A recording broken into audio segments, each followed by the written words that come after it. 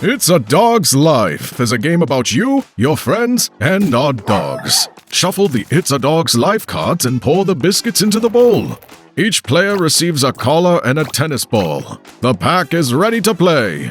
Everyone chooses the profile 1 to 9 that best matches their personality. Each profile represents a dog breed. Mark the chosen number on your collar. In secret. Remove the profile cards. They'll return at the end.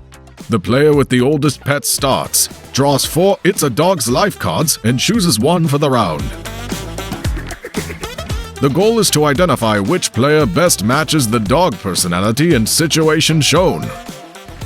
Everyone votes by throwing tennis balls at the chosen player. The most voted player keeps the Dog's Life card.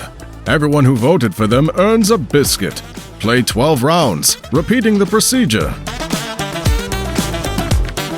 At the end, players review their cards to compare how they see themselves versus how others see them. Compare all cards with your secret profile. Every set of 2 full bones earns 1 extra biscuit. Every set of 3 full bones earns 2 extra biscuits.